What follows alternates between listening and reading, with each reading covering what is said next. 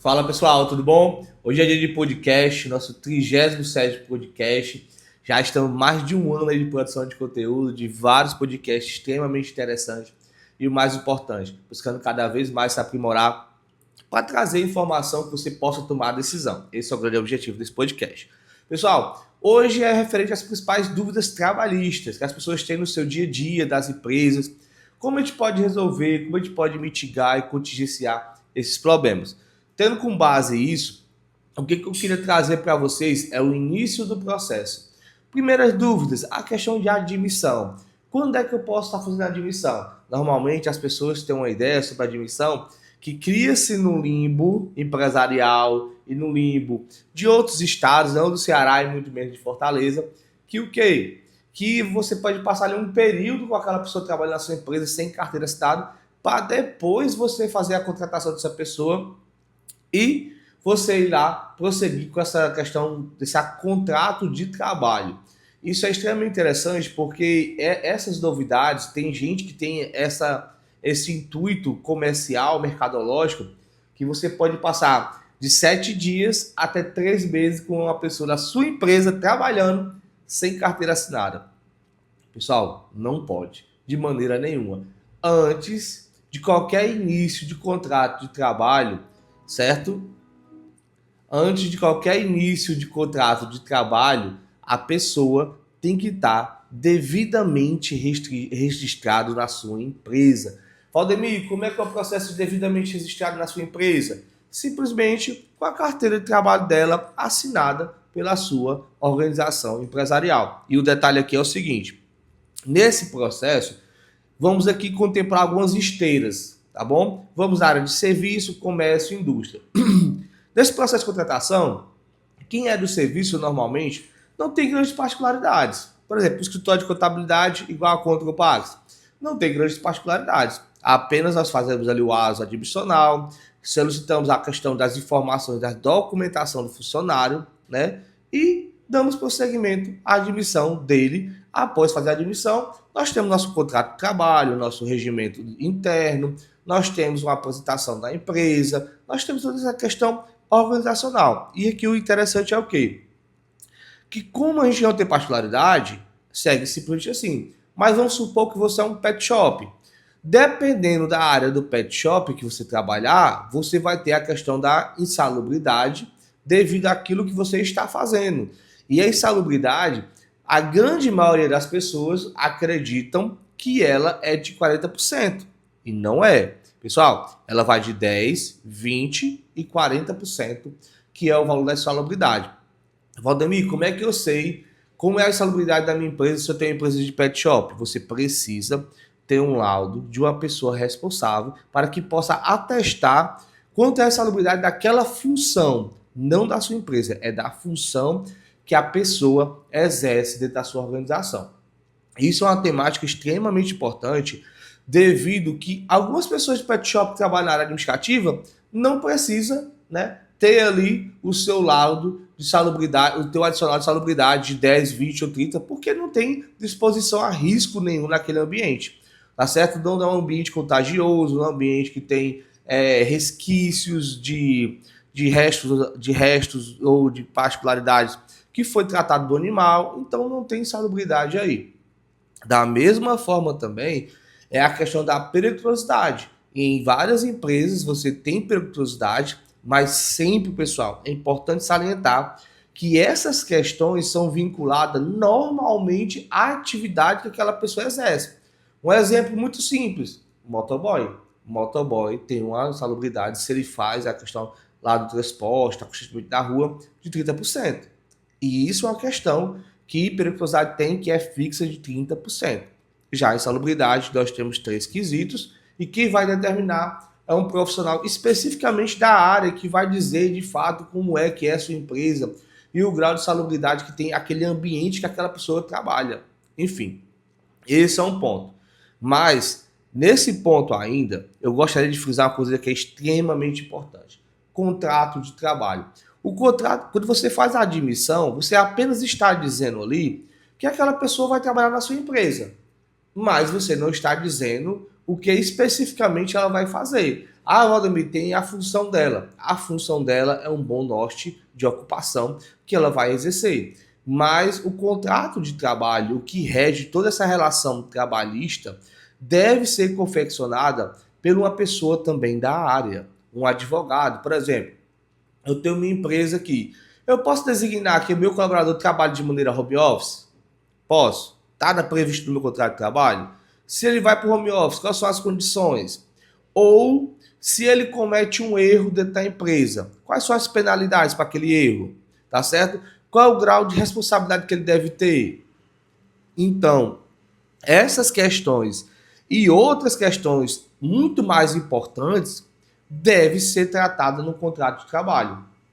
E aquele contrato de trabalho, ele serve para aquela pessoa que é vinculada àquele grupo de atividade e função específica. Você não pode pegar um contrato generalista e colocar para todo mundo. Vai servir protocolarmente? Vai. O efeito disso organizacional vai ser importante? Não. Então, este é o ponto. Qual é o grau de segurança jurídica trabalhista que você quer ter na sua empresa? Essa é uma questão que a gente começa a se desenhar a partir desse momento, dessa conversa, desse podcast. Vamos para o seguinte episódio. Já aconteceu, imagina só, graças a Deus que não foi com nenhum dos meus clientes, mas já aconteceu de chegar para mim uma demanda de uma pessoa que estava com uma pessoa sem carteira assinada, um motoboy. Essa pessoa estava num bar, jogando sinuca, no momento de folga dela, e foi assassinada.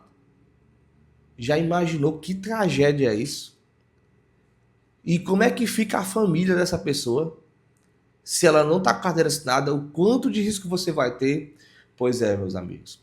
A situação é extremamente complexa. Porque se essa pessoa está com a carteira assinada normalmente, tá bom? Ela vai acontecer o que com ela? Ela faleceu, infelizmente, pela essa ação, mas a família vai ter um amparo referente a isso, né? Aí o amparo vai se dar de acordo com a formatação da família, dos filhos, da esposa, enfim, dessas questões. Mas se ele não tá, quem vai ser o responsável? Você, empresa? Você quer ter essa responsabilidade? Estou falando de um caso extremamente triste, mas pode ser outros casos mais simples. A pessoa passou mal, a pessoa vai ter que ser internada, enfim, vai ter que se ausentar do trabalho a qualquer momento por um longo período de tempo. E se ela não está ali devidamente contratada e registrada, você, empresário, vai ser o grande responsável desta situação. Tá bom? Pronto. Esse é um dos alguns episódios da questão do período admissional que a gente podemos abordar e conversar sobre eles. Tá certo? Já o segundo tópico é o dia a dia da empresa, que eu sempre bato aqui. Faça um regimento interno da maneira mais simples que você tiver e depois você vai customizando ele e aprimorando cada vez mais. Pronto. Esse é um exemplo simples que eu gosto de trazer sempre. Outra questão muito importante é a questão de férias. Pessoal, férias, só pode ter férias quem já tem o período aquisitivo. E o período aquisitivo é referente a quando a pessoa tem 12 meses contratada na sua empresa. Ela passa a ter o período aquisitivo. Mas, Valdemir, essa pessoa está me dando trabalho, não sei o quê, eu quero que ela dê um tempo em casa. O que é que eu faço? Não tem dispositivo para que você afaste a pessoa de casa. A não ser que você adeque a função dela para um trabalho que ela possa exercer home office. Caso não, você precisa aguardar que ela tenha direito a férias para poder gozar esse período de férias. E aí uma coisa que é extremamente importante. Férias, você pode fracionar ela em até 3 períodos. Sendo que um desses períodos, você precisa ter no mínimo um período de 14 dias corridos. Tá certo? Corridos. E aí uma coisa muito interessante sobre férias é porque assim, o governo ele não cansa de colocar regra. Mas vamos aqui colocar as observações das regras dele. As férias ela nunca deve começar num dia anterior ao final de semana, ou seja, eu não posso dar uma férias começando na sexta-feira, eu tenho que dar uma férias começando na quinta-feira, tá certo? E as férias ela também nunca pode começar no período de um dia de feriado. Ela sempre tem que começar um dia antes do período de feriado, no mínimo. E você normalmente tem que comunicar uma férias 30 dias de antecedência e pagar com 2 dias antes da pessoa gozar as férias. Essas são as regras mínimas de férias que a sua empresa tem que ter. Poxa, Valdemir, é muita coisa. Exatamente. Faz parte do jogo e o jogo é bruto e não vai deixar de ser porque é assim, tá certo? Então, essas são algumas das observações referente a férias para você que pensava que férias era um negócio extremamente simples, né? Mas existem outras particularidades que são mais técnicas, mais protocolares, que são de cálculos, que enfim, eu vou trazer para cá porque meu objetivo aqui é nortear a sua caminhada para tomar decisões, para ter cautela na área trabalhista. Então, meu objetivo aqui é esse. Pessoal, um terceiro ponto sobre essa jornada, que também é muito comumente chegado até a gente, é o período do término de contrato. Porque, assim, existem várias maneiras de término de contrato. Mas os dois mais comuns são quais? O contrato de demissão sem justa causa e o com justa causa. E o detalhe aqui, pessoal, passa a ser muito absurdo de informações. Mas deixa eu traçar 4 pontos sobre essas questões aqui para vocês que vão te ajudar a pensar e refletir sobre elas. Primeiro ponto, né? Vou falar sobre a questão da demissão sem justa causa. No sem justa causa, você tem 2 observações. Primeiro, você demitindo e a pessoa vai cumprir ou não aviso. O que é cumprir ou não aviso, Valdemir? Estou aqui trabalhando com a Mirella. Mirella, muito obrigado pelos seus trabalhos, mas a partir de hoje a gente vai encerrar nosso vínculo e você não precisa vir mais para a empresa. Ou seja, ela não vai cumprir aviso trabalhado na sua empresa. Você vai indenizar ela para ela poder se ausentar logo da sua empresa por uma decisão sua. Quando você faz isso, você projeta, né, todos os avos de 13º, de férias e de salário para frente, porque você está indenizando ela para ela se ausentar logo da sua empresa por uma decisão sua. Ou a segunda opção é quando você demite e fala assim, Mirella, a partir de hoje você está cumprindo o aviso de trabalho. E a Mirella vai passar aí, estimado aí, 30 dias trabalhando até terminar esse vínculo trabalhista. Beleza? Beleza. Simples demais. Mas não é verdade. Por quê? Porque existe ainda a possibilidade, nesse processo, dependendo da convenção coletiva que a sua empresa siga, se a Mirella arranja um vínculo de emprego novo, ela pode apresentar uma carta de dispensa do trabalho. E a partir daquele momento, ela não é mais obrigada a cumprir nenhum dia trabalhado na sua organização. Então, esse é um ponto. Tá certo? Vamos agora para o segundo ponto, que é o da Mirella pedindo. A Mirella pedindo, ela vai cumprir ou não vai cumprir aviso. Se ela não cumpre aviso, você faz o desconto da rescisão dela de até um salário dela. Mas se ela está cumprindo o aviso e a convenção coletiva também permite, se ela apresentar a carta de novo emprego, ela sai imediatamente da sua empresa e você não vai descontar nada. Então, numa fórmula de demissão, você tem no mínimo 4 situações a ser contempladas e a ser pensadas. Entendeu a importância de pensar e refletir sobre essas questões? Porque você precisa saber para tomar uma decisão. Como é que você vai tomar a decisão de substituir ou não uma pessoa, de ter uma reposição ou não de uma pessoa, se você não sabe quais são as variáveis que ali estão? Então, é fundamental você, como empresário, não conhecer do artigo 1º ao 998 da CLT. Não é precisa, mas você precisa conhecer os cenários que a legislação vai trazer para você poder tomar decisões dentro dessa variável. Valdemir, eu não sei. Faz o básico, pergunta o contador ou um advogado, para que ele possa consultar a legislação e lhe prestar um esclarecimento referente a essas questões. Pronto, eu falei aqui da demissão sem justa causa. Agora vamos para a justa causa, que é o grande temor de todo mundo, tanto da parte empresarial quanto da parte laboral. E de fato, pessoal, demitir não é bom em nenhum formato, mas é necessário, dependendo daquilo que estiver acontecendo da sua empresa, dentro da questão financeira que você esteja, ou dentro da questão daquele seu colaborador, né, do seu funcionário, esteja rentabilizando ou não as operações que ele está participando. Porque há um mito que as pessoas, às vezes, ela quer apenas ocupar um espaço, um local, e não está preocupada com o resultado. E todos nós, sendo empresário ou não, devemos estar preocupados com o resultado, porque a gente empreende nas nossas próprias vidas. E isso é um fato. absoluto. Galera, demissão por justa causa. Demissão por justa causa, ela acontece simplesmente em um único fato, quando você, empresário, né, está naquela condição ali de empregador e o seu colaborador, o seu funcionário, comete um erro grave. Quando ele comete um erro extremamente grave, você tem uma previsão legal que você pode fazer a demissão por justa causa. E qual é o ponto aqui? Vamos para o ponto. Que eu vou começar a tornar esse cenário simples, depois vou tornar ele um pouco nebuloso para que você entenda os riscos de uma maneira geral. Cenário simples. Funcionário cometeu alguns deslizes. Você vai lá, dá a notificação de advertência. Valdemir, mas eu gosto tanto da Mirella. Pobre da Mirella, hoje está sendo vindo para Cristo aqui no nosso podcast. Mas faz questão, viu, Mirella? É isso mesmo. E aí a Mirella cometeu um deslize. Eu, beleza. Mirella, não faça mais isso, não sei o que, coisa e tal. Tá certo? Tá certo, Valdemir. Tudo acordado. Mas, Mirella, como você cometeu um deslize, você está recebendo uma notificação aqui referente a isso, uma advertência referente a isso, uma advertência formal, que é o que o pessoal mais gosta de fazer. Mas não tem nada que você também não possa dar logo a escrita. Então, eu sempre prefiro logo para a escrita.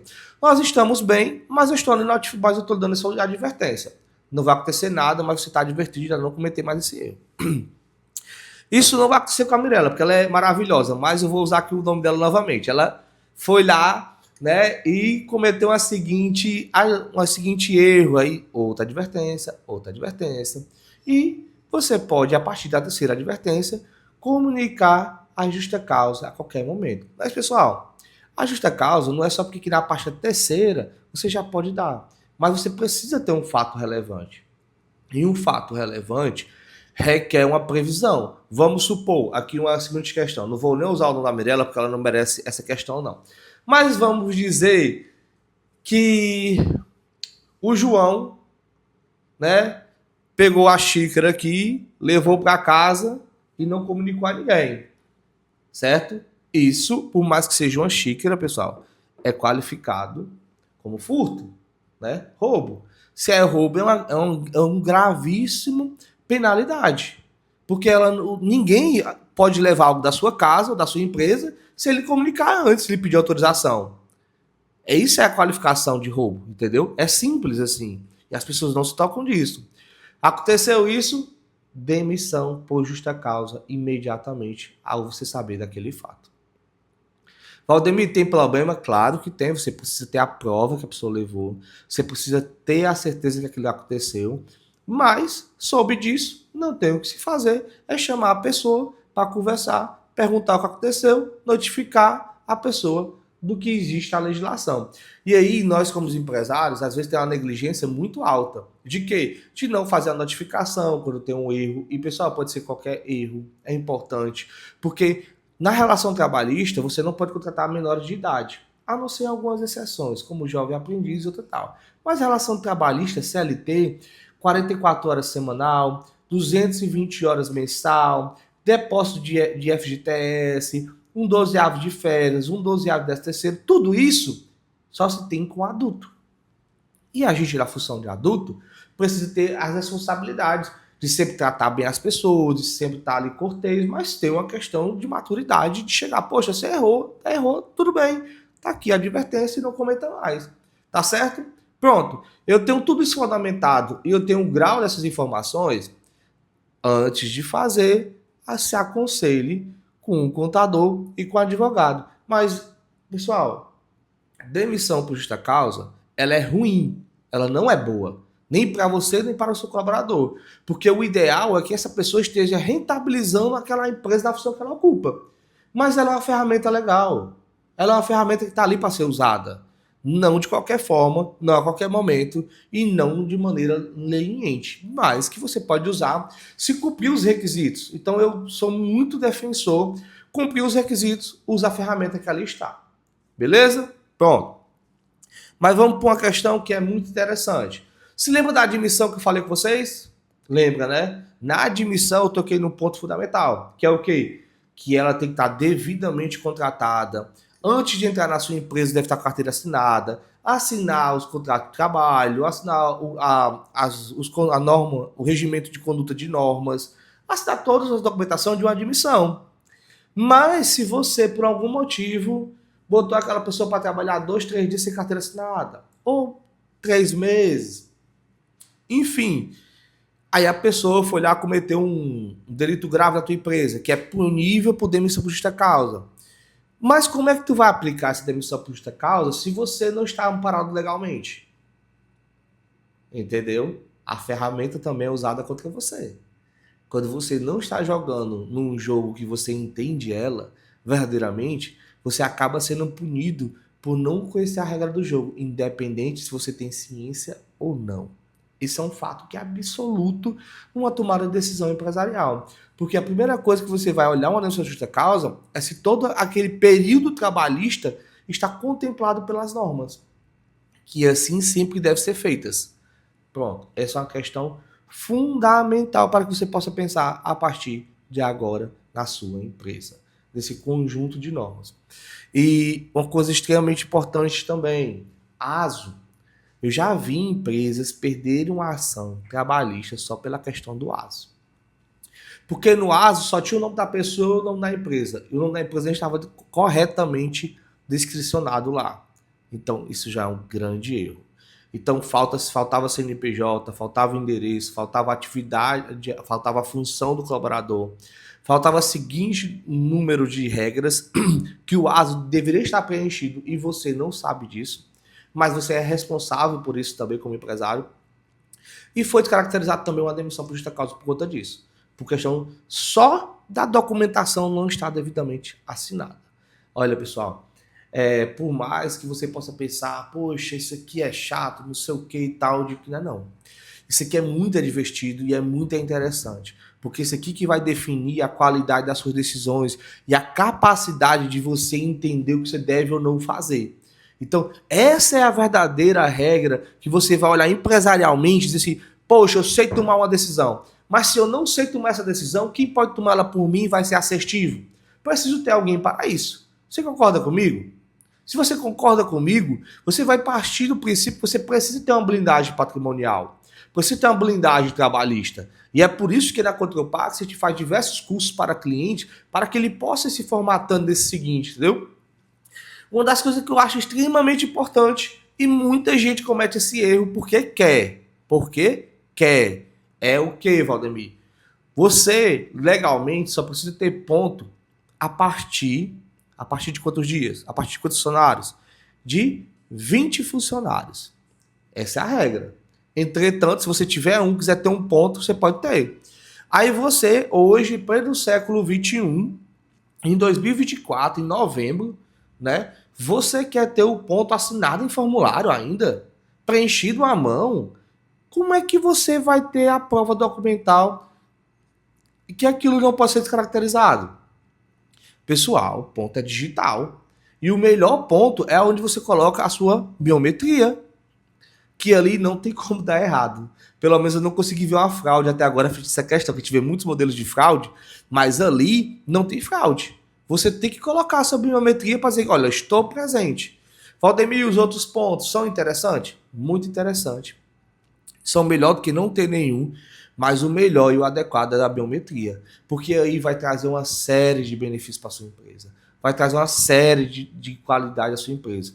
Porque pensa comigo, um funcionário, se ele falta 5 dias, ele não perde nenhum dia de férias. Mas se ele falta o 6º dia, ele começa a perder direito de férias. E se ele falta 32 dias consecutivos ou alternados, ele perde 100% do direito de férias. Como é que você vai comprovar isso legalmente se você não tem um ponto digital? Ah, Valdemir, vai ter na folha dele, vai ter no registro de ponto, vai ter no sistema tal, tudo bem. Mas é muito mais fácil você ter um documento formal e seguro que lhe dá essa qualidade a você. Concorda comigo? Então, o ponto é uma ferramenta extremamente interessante e importante que você tenha ela dentro da gestão do seu negócio. Nas questões trabalhistas, isso é um diferencial de águas, um divisor de águas. Outra questão também, que eu gosto, vamos abordar vários tópicos aqui agora, que é só de dúvidas que normalmente as pessoas vão me perguntando, a gente vai conversando aqui. Até 15 minutos é atraso? É atraso. Mas a legislação trabalhista tem essa tolerância. Entretanto, todavia, existe a regra do jogo a ser pensada. Se você tem um regimento de normas e condutas da sua empresa dizendo que o horário de entrada é a partir de 7h55 até 8 horas, 8h01 é atraso. E isso vai fazendo a diferença. Porque a constância desses atrasos também gera o quê? Pode gerar penalidade se você tiver descricionado ali. Valdemir, esse podcast é sobre penalizar as pessoas. Não. Esse podcast é sobre ter maturidade na relação trabalhista. Porque quando você vai estar na frente de um juiz ou de um advogado para negociar uma questão trabalhista, não vai perguntar sobre você ser um cara que estava questão punir ou não. Até porque, pessoal, na bem da verdade, todo empresário que eu conheço só está preocupado com uma coisa: gerar emprego, gerar renda e crescer o seu negócio. Mas entre esses três fatores, você tem um mundo e uma infinidade de situações que você precisa seguir. Caso você não siga, todas elas você vai estar ali sujeito a algum risco. Eu gosto muito de falar que no Brasil nunca existe um mar sereno, com o sol claro, com as nuvens passando, com o vento a favor das velas. No Brasil, para empresário, não existe isso. Mas não é só para você, para mim e para todo mundo que faz parte desse ecossistema. Aqui, no mínimo, tá certo? É furacão de nível 1. Porque o negócio é para pegar mesmo aqui no Brasil, para quem gosta de empreender, quem gosta de gerar emprego e renda. Isso é uma verdade. Porque só nesse ano aumentou-se mais de 10 alíquotas de imposto diferente, muito mais do que isso. Então, mas essa é a regra do jogo e é aqui que nós estamos jogando o nosso jogo. Não estou falando isso para desmotivar, estou falando isso para dizer o quê? Esse é o ecossistema que estamos inseridos. E é nesse ecossistema de selva, de brutalidade, do sistema público, quanto à área empresarial, é que está o jogo posto e nós temos que jogá-lo da melhor maneira possível e para sair o quê? Vencedor. Essa é a grande situação. Virou a parte coach agora. Mas, galera, brincadeiras à parte, são esses inúmeros cenários que também pode acontecer. Outro cenário também muito importante, o pessoal me pergunta muito: Valdemir, estou com dificuldade aqui e não estou fazendo depósito do FGTS. Tem problema? Tem. Pode ser, em alguma situação, o trabalhador pode chegar até você e dizer que você está fazendo uma demissão indireta com ele, porque você não está fazendo depósito do FGTS dele. Isso é muito grave, pode acontecer, então tome cuidado. Outra questão, INSS, que é descontado do trabalhador, tem que ser recolhido de imediato. Porque se você não recolhe, isso é apropriação indébita, isso é passível até mesmo a prisão, tá bom? Então, muito cuidado com a situação.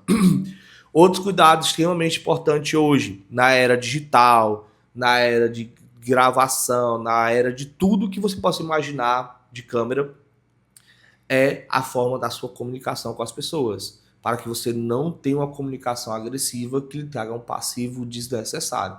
Você precisa ser sereno e conversar com as pessoas como as coisas realmente são, e não jamais nunca destratar ninguém, jamais nunca falar alto com ninguém, não precisa disso, tá certo, galera? Não precisa disso de verdade. Isso é uma questão extremamente importante. Pessoal, isso são as principais dúvidas. Existem inúmeras as outras dúvidas também que podemos conversar, trazer para cá, mas se você colocar em prática isso que eu estou falando com você, de ter cuidado com a admissão, de olhar as questões de férias que eu comentei aqui com vocês, que são inúmeras também, as questões de demissão, as questões de regimento interno, a questão também de você poder, sempre que a pessoa cometer um erro, você dar ali a advertência à pessoa de maneira escrita, de você seguir todas essas questões protocolares, de entender os períodos de... uma coisa que eu não falei sobre férias, que é extremamente também importante também, que eu já vi acontecer, é o quê? A pessoa tem uma data limite para tirar férias, ou seja, ela tem 1 ano e 11 meses para tirar seu primeiro gozo de férias. Mas, se for uma mulher e ela ficar grávida, você não der férias antes desse período e ela for ter o bebê, você fique sabendo que é passível em determinadas situações que você tem que pagar férias em dobro porque você não deu férias nesse período. Então, você tem que ter cuidado. A pessoa ficou grávida, tem direito a férias e já está contando o segundo período aquisitivo? Então converse com essa pessoa para que ela possa tirar logo as férias desse primeiro período aquisitivo, para que ela não tenha nenhum problema, porque gravidez não cessa, tá certo? Não cessa o período aquisitivo de férias. Continua rolando o período aquisitivo de férias. Beleza? O que cessa o período aquisitivo de férias, Valdemir? Doença, internação, afastamento. Tá bom? Existem outras questões também que não cessa direito de férias por estar afastado da empresa. Então tenha cuidado, de fato, sobre essa questão férias, porque ela é uma caixinha de surpresa e ela sempre tem novidades a ser tratada. Outra coisa, eu já ia esquecendo de comentar, porque de fato a gente vai falando muitas questões, eu fico pensando assim, poxa, estou fazendo um podcast e o objetivo do podcast é que ele seja leve, que você consiga absorver eles e seja mais uma questão argumentativa do que uma questão realmente estritamente legalista, falando as normas, todos os detalhes. Então, eu gosto de fazer esse podcast muito fluido. Então, outra observação que também tem muita gente esquecendo, porque já passou-se um tempo, é sobre o SST, que é sobre saúde e segurança do trabalho. As empresas são obrigadas a renovar vários desses compromissos de maneira anual. Da mesma maneira que o ASO admissional, o ASO de caráter anual, também deve ser renovado.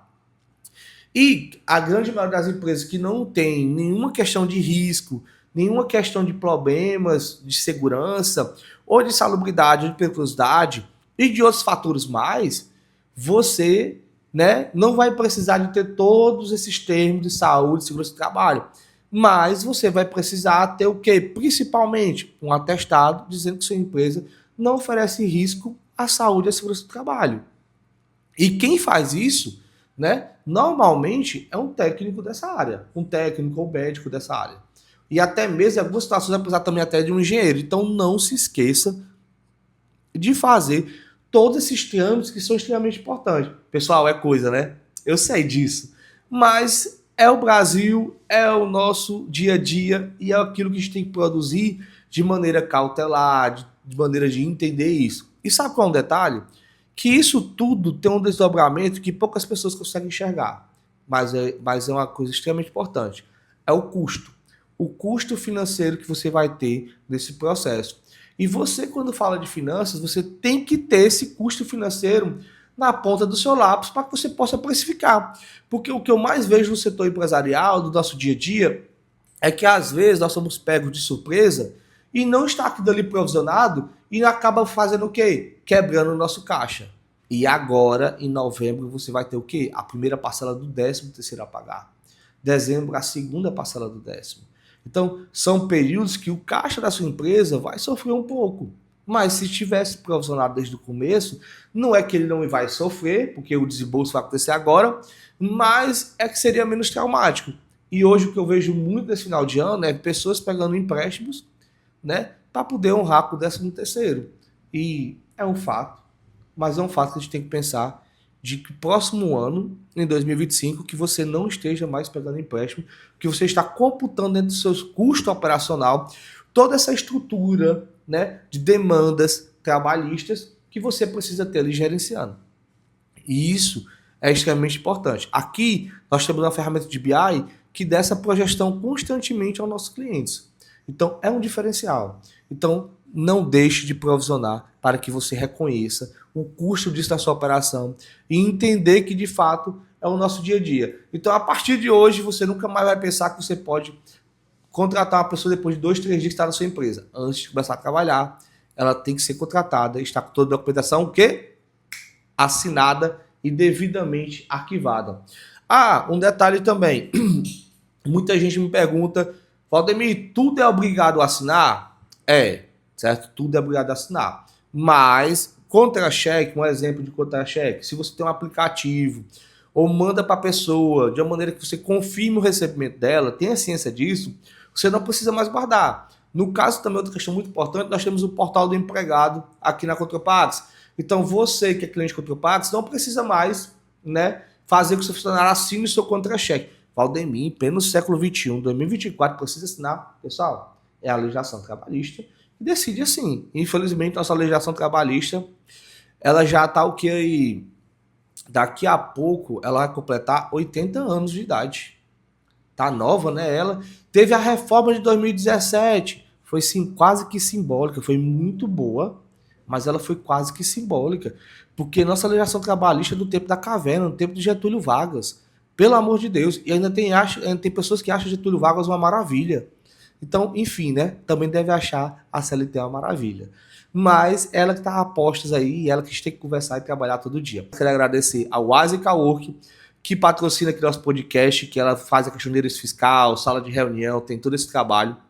A 2P Partners, que é uma empresa de sucessão, de herança, de planejamento tributário, recuperação de impostos.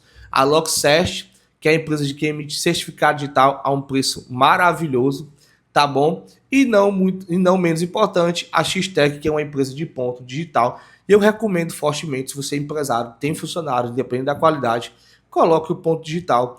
Se não for o de biometria, que é um pouco mais caro, pelo menos coloque o de localização, o reconhecimento facial, ou até mesmo o que você bate por meio do computador ou de um tablet. Pessoal, não falta ferramentas para isso. E ferramentas muito baratas, tá certo? Um forte abraço, até o próximo podcast.